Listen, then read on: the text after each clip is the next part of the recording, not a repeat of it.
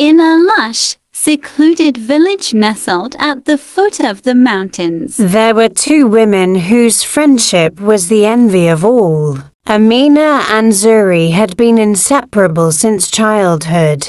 They played in the meadows, shared secrets under the full moon, and dreamt together of finding true love. Amina was the kind of woman who radiated warmth. She had a smile that could light up the darkest corners, and her kindness was known throughout the village. She caught the eye of Kofi, the handsomest and most successful man in the village, a wealthy trader with a heart full of generosity. His love for Amina was genuine and deep, and after a brief courtship, they married in a grand ceremony. The entire village celebrated, for it seemed that the two were destined to be together, their happiness unmatched. Zuri, however, was different. Though she too was beautiful and clever, she could not find the same joy. She had many suitors over the years, but none captured her heart, and none, it seemed, could measure up to Kofi. She often found herself standing in the shadows, watching as Amina's life flourished in a way that her own never had. Zuri was consumed by envy, but she buried it deep within her, hiding it behind a veil of friendship. But jealousy, like a creeping vine, cannot stay hidden forever. It began with small comments. Amina, Zuri would say in the quiet of the evening, "You are so lucky to have Kofi, such a man. So strong, so kind. I often wonder if I'll ever meet a man like that." Amina, ever innocent, would laugh and reply, "You will. Zuri, someone worthy of you will come along soon. You're too good for any man who doesn't see your value." But Zuri could not shake the feeling that Amina was living the life she deserved. And with every passing day, the jealousy festered, turning into something darker. One fateful evening, Zuri began her insidious plan. She called Amina to her home on the edge of the village, a place surrounded by tall trees that whispered secrets to the wind. There, in the dim light of a crackling fire, Zuri's voice took on a strange, pleading tone. "Amina," she began, "I need to ask you something. Something important. Something only you, as my dearest friend, can help me with." Amina, trusting and unaware, sat across from her. "What is it, Zuri? You know you can ask me anything." Zuri's gaze sharpened as she spoke, her words soft yet heavy. "I've come to realize that there are things in life that we cannot control. Sometimes fate pushes us toward paths we never expected. I think that I was meant to be with Kofi. I love him, Amina, just as you do, and I want to marry him." Amina froze, her heart beating wildly. "What do you mean? Kofi is my husband. You are my friend. I can't let you .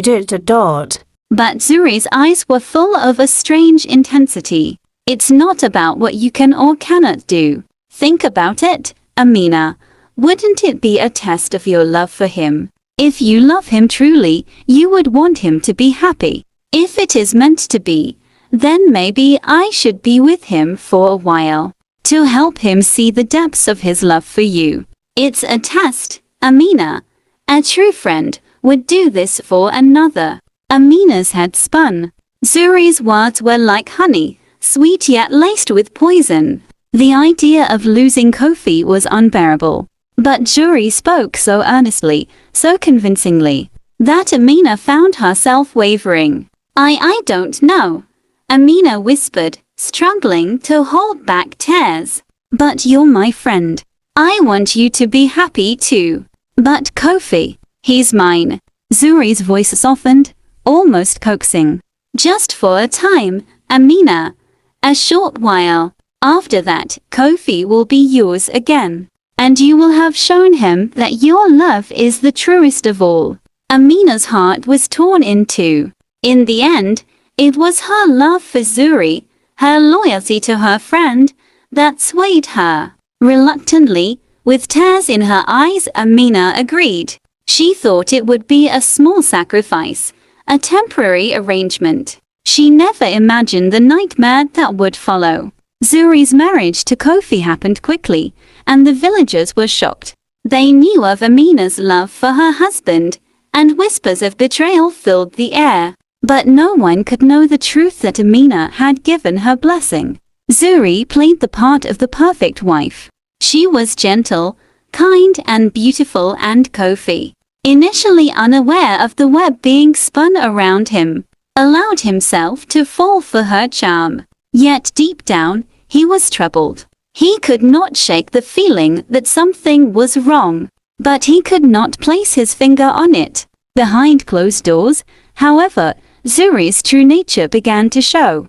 She was possessive, cold, and manipulative. She isolated Kofi from his friends, from his work, and, most disturbingly, from Amina. She subtly began to undermine Amina's relationship with Kofi, planting seeds of doubt in his mind. Do you really think Amina loves you as much as she says? She would ask. Look how easily she gave you up, how easily she let me marry you. Kofi grew confused. His love for Amina, though still strong, began to fray.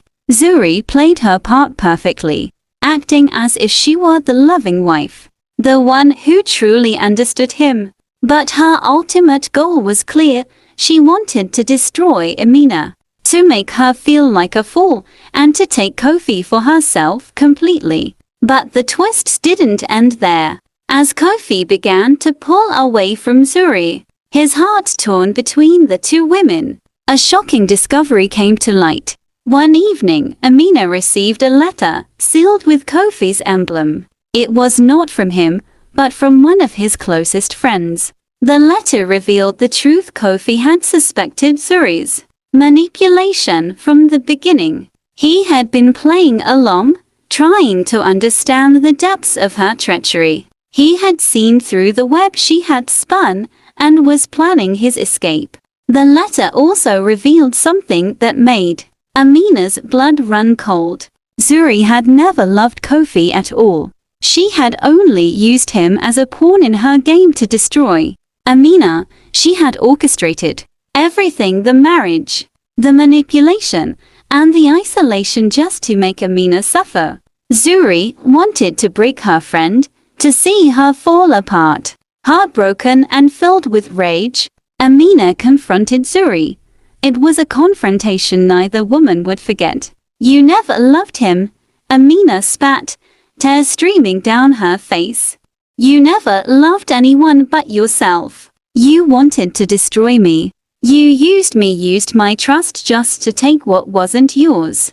Zuri stood silent, her eyes cold and calculating. It was always about power, Amina. You were too blind to see it.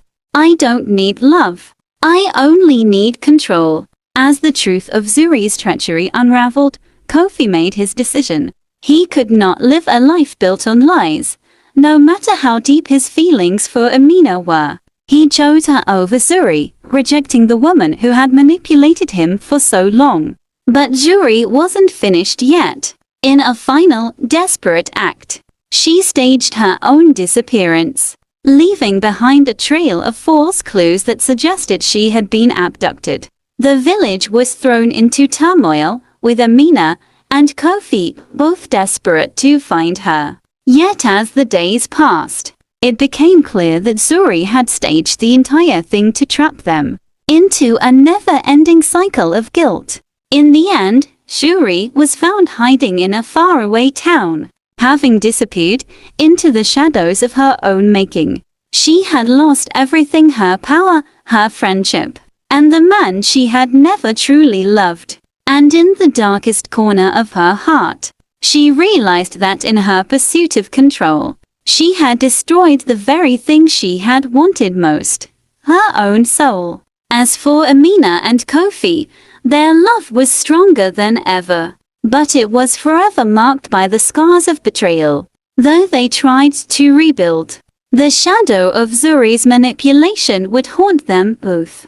A reminder that even the closest friendships could be destroyed by envy and deception.